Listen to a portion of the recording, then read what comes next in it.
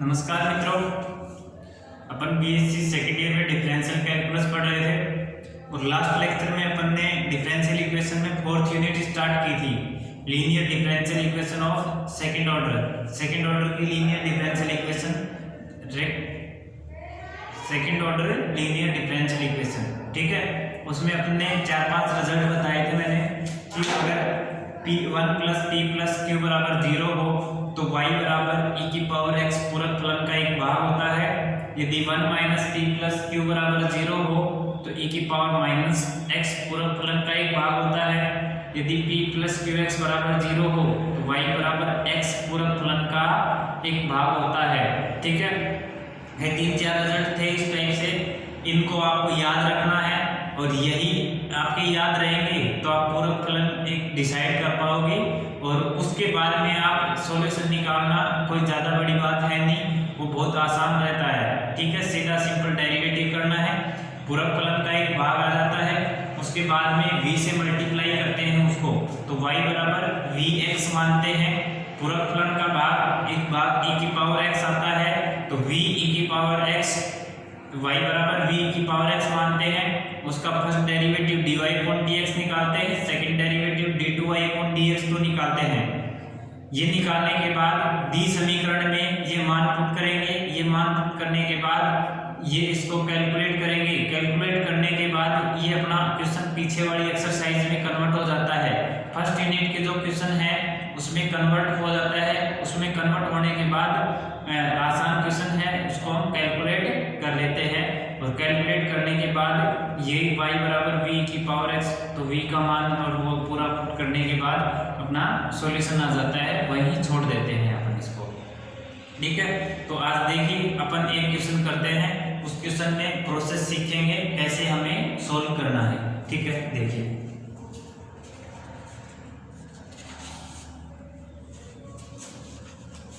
अपन पढ़ रहे हैं differential equation.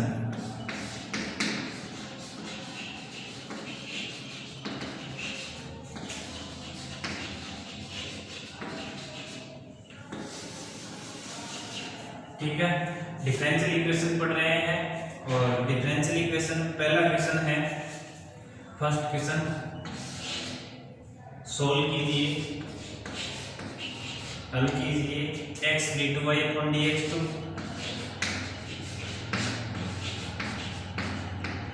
-2x - 1 dy/dx plus x - 1y बराबर 0। ठीक है,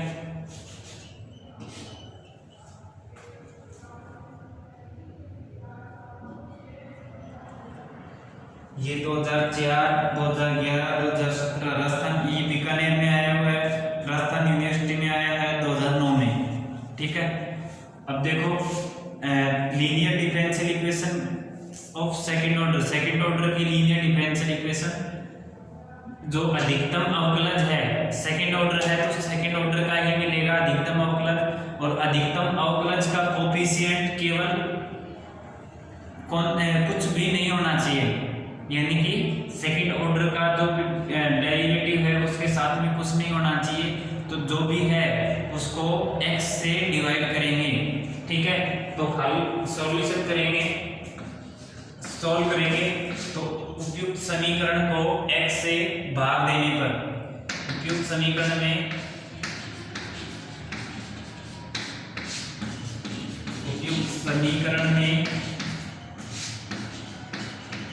x का भाग देने पर x का भाग देंगे तो d2y/dx टू, इधर से ये x से x कैंसिल हो गया, x से x कैंसिल होते ही ये d2y/dx टू माइनस का 2 और -1/x 2 - 1/x dy/dx प्लस इसमें भाग देंगे तो x/x 1 और -1/x इंटू में y = 0। अब बाई निरीक्षण द्वारा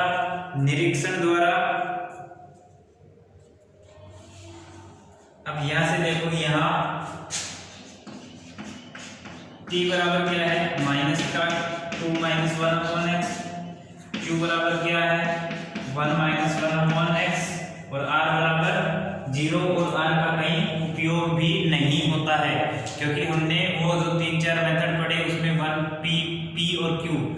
जो भी रोटेशन था वो p और q में था, r का कहीं कोई यूज होता नहीं है, तो r को हम ऐसे की ऐसे ही रखते हैं। ठीक है, तो अब निरीक्षण द्वारा हमें पता चलता है कि 1 प्लस p प्लस q, निरीक्षण द्वारा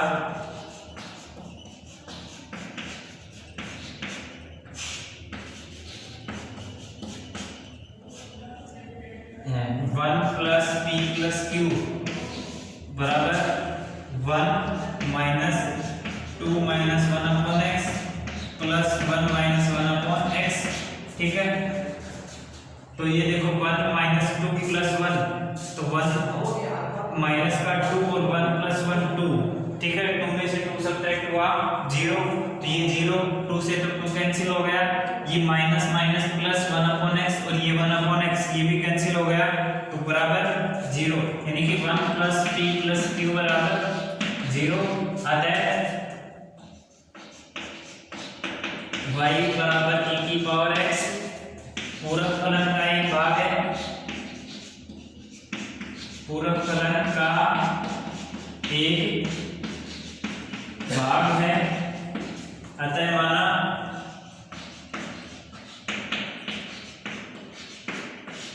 y बराबर v की पावर x, क्या माना y बराबर v की पावर x, और y बराबर v की पावर x है। इसको मान लो समीकरण 1 भाग देने के बाद v की पावर x को मान लो समीकरण 2, समीकरण 2 का x के सापेक्ष अवकलन करने पर,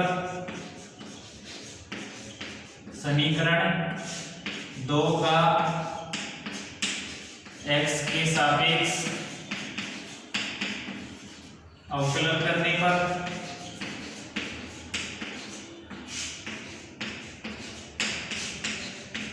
अवकलन करेंगे तो y का तो क्या होगा x के सापेक्ष dy अपॉन dx बराबर v as it is e की पावर x का डेरिवेटिव e की पावर x प्लस e की power x as it is v का डेरिवेटिव dv बाई dx। ठीक है, पुनः x के सापेक्ष अवकलन करने पर देखो अपने पास इस समीकरण में क्या है d2y upon dx2 dy upon dx और y, देखो y का मान अपने पास है, dy अपॉन dx का मान अपन ने निकाल लिया, और d2y अपॉन dx का मान निकालने के लिए पुनः x के सापेक्ष अवकलन करने पर या उपयुक्त समीकरण का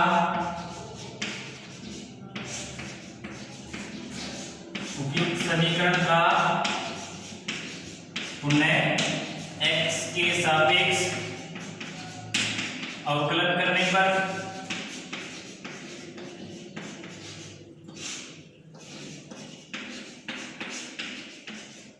पुनः x के सापेक्ष अवकलन करने पर अवकलन करोगे तो dy अपॉन dx का तो d2y अपॉन dx2। ठीक है, बराबर v e की पावर x, v का तो v एज इट इज और e की पावर x का e की पावर x प्लस e की power x as it is और v का derivative dv by dx plus देखो dv by dx as it is e की पावर x का e की पावर x, तो dv बाई dx e की power x, dv by dx e की power x, तो प्लस में आएगा उसको मैं इसमें दो लिख दूं तो 2 e की power x dv by dx plus अब dv by dx as it इज रख लिया, अब इसका डेरिवेटिव करना है, इसको एज इट इज रखना है, तो e की power x as it is d2y upon d2v upon dx2, dv upon dx का अगेन x के रिस्पेक्ट में करना है, तो dv अपॉन dx का डेरिवेटिव d2v अपॉन dx2। ठीक है, तो ये आएगा। अब हम ये उपयुक्त मान समीकरण 1 में रखने पर y dy upon dx d2y upon dx, y dy upon dx d2y/dx2 का मान समीकरण 1 में रखने पर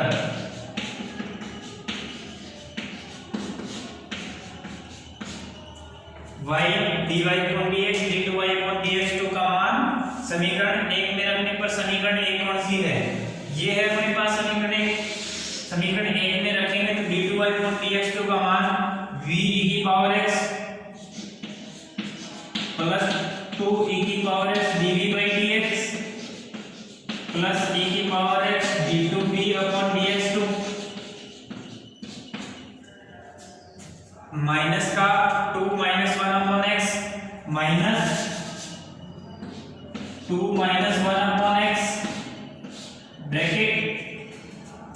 dy/dx और dy/dx क्या है? v की पावर x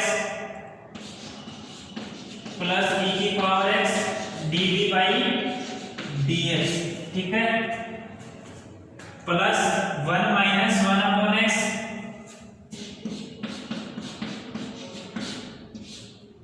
1/x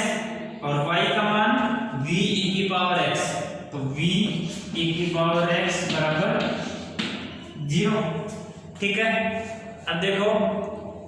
मैं थोड़ा सा इसको मिटा देता हूं, इसको मिटाने के लिए थोड़ी जगह बना देता हूं इसको आगे सॉल्व करने के लिए।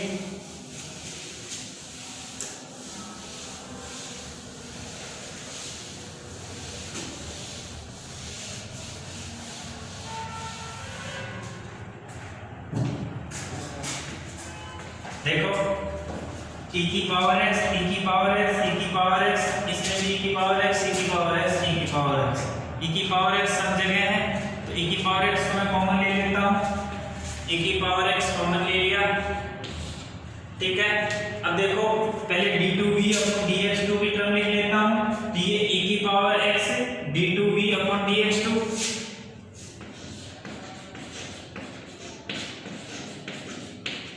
प्लस अब dv/dx की टर्म लिख लेता हूं, dv/dx की जगह ये 2, तो प्लस ये 2, ठीक है। इधर से dv/dx e की पावर x को कॉमन ले लिया, माइनस का 2 - 1/x माइनस का 2 - 1/x, तो माइनस का 2 प्लस लिख दो इसको, ये माइनस का 2 और minus minus plus 1/x -2 + 1/x, ठीक है। अब देखो और है क्या, ये dv/dx और ये इधर से dv/dx और कोई नहीं है,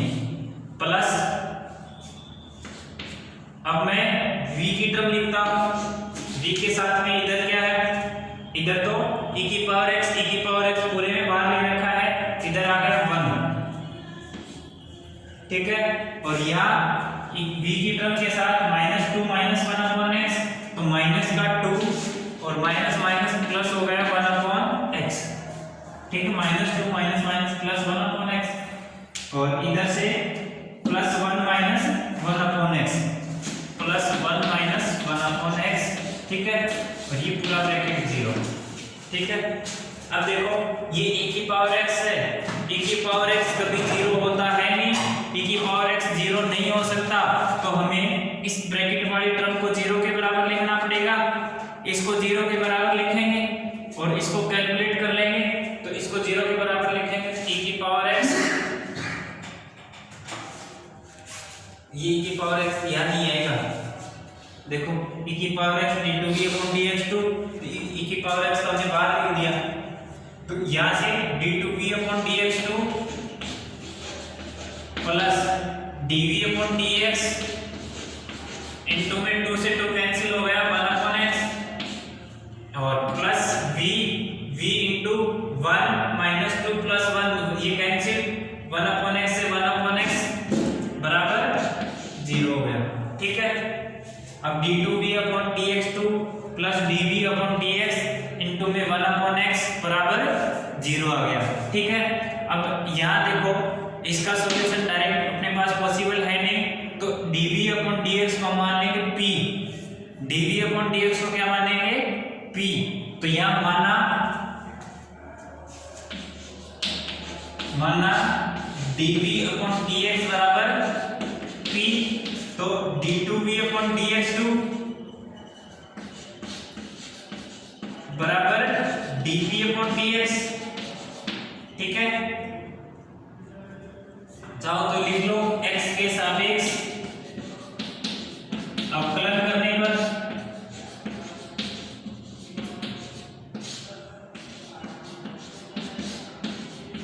ठीक है। अब ये मान इसमें रखने पर, इसमें रखोगे तो यहाँ से d2v/dx2 की जगह तो dp/dx, यह मान उपयुक्त समीकरण में रखने पर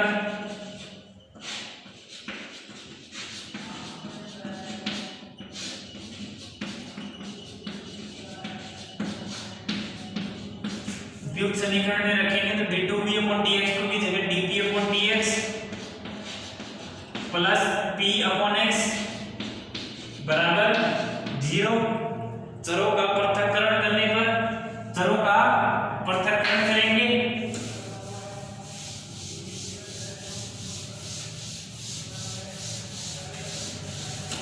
dp के साथ में p का फंक्शन और dx के साथ में x का फंक्शन, चरों का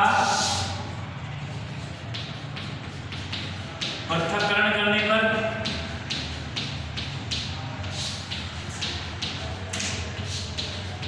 चरों का पृथक्करण करेंगे तो dp/dx बराबर माइनस का p/x और dp/p बराबर माइनस का dx/x। समाकलन करने पर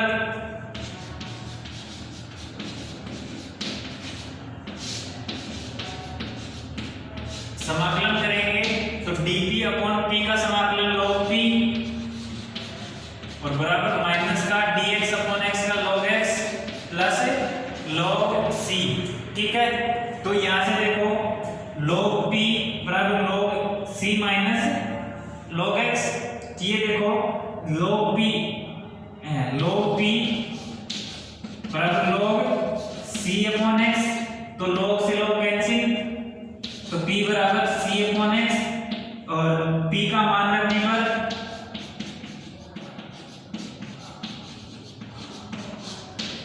p का मान क्या है dv/dx,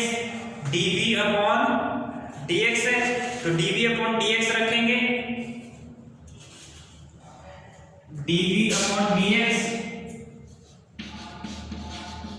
बराबर c/x, पुनः चरों का पृथक्करण करने पर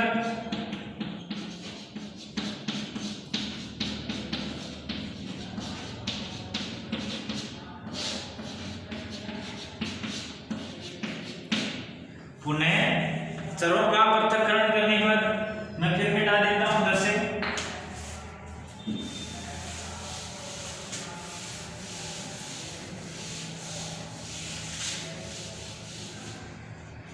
तो dv बराबर c/x dx, समाकलन करने पर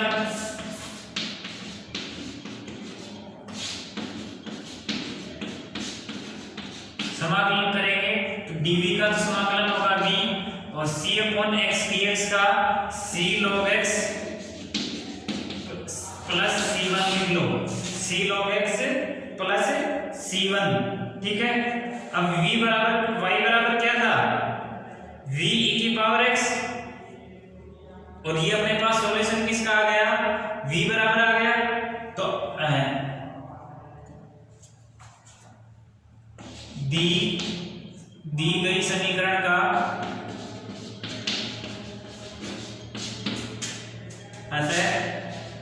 दी गई समीकरण का अभिष्ट हल y बराबर v e⁻x और v का मान c log x plus c1, तो y बराबर c log x plus c1 into में e⁻x। ठीक है, y बराबर c log x plus c1 into में e⁻x दी समीकरण का अभिष्ट हल होगा। ठीक है, अपन ने क्या किया, linear differential equation of second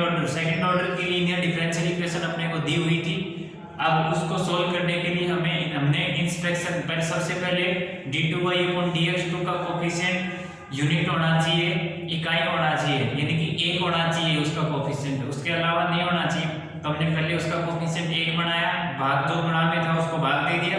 भाग देने के बाद बाय इंस्पेक्शन मेथड हमने इंस्पेक्शन किया कि 1 + p + q = 0 आ रहा था, तो y बराबर इसका e⁻x पूरक फलन था इसका, तो y बराबर v(e⁻x) माना, तो y बराबर v(e⁻x) का 2 बार अवकलन किया, dy/x d2y/dx2 आया। ठीक है, y dy/dx d2y/dx2 का मान दी समीकरण में हमने रखा, और रखने के बाद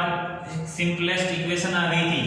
वो आने के बाद हमने उसको सोल्व किया, चरों का पृथक्करण किया, वो पृथक्करण करके हमने सोल्व किया। सोल्व करने के बाद एक p में समीकरण आई थी, p में समीकरण आई, फिर p का मान रखा, p का मान रखने के बाद फिर चरों का पृथक्करण किया, समाकलन किया और अपने पास दिया, वो गिवन सॉल्यूशन आ गया था। ठीक है, और ये सॉल्यूशन ही अपना अभीष्ट हल था। ठीक है, उम्मीद करते हैं समझ में आया होगा। एक लेक्चर और लेंगे इसी टॉपिक पे, फिर अपन इसकी सेकंड एक्सरसाइज में, नेक्स्ट एक्सरसाइज में आगे बढ़ जाएंगे। ठीक है, तो तब तक आपको कोई डाउट हो तो वो कमेंट बॉक्स में लिख के मैसेज करिए, नहीं फिर नेक्स्ट लेक्चर में, नेक्स्ट क्लास में आपके डाउट के साथ आगे बढ़ेंगे, नेक्स्ट क्वेश्चन देखेंगे। ठीक है, धन्यवाद।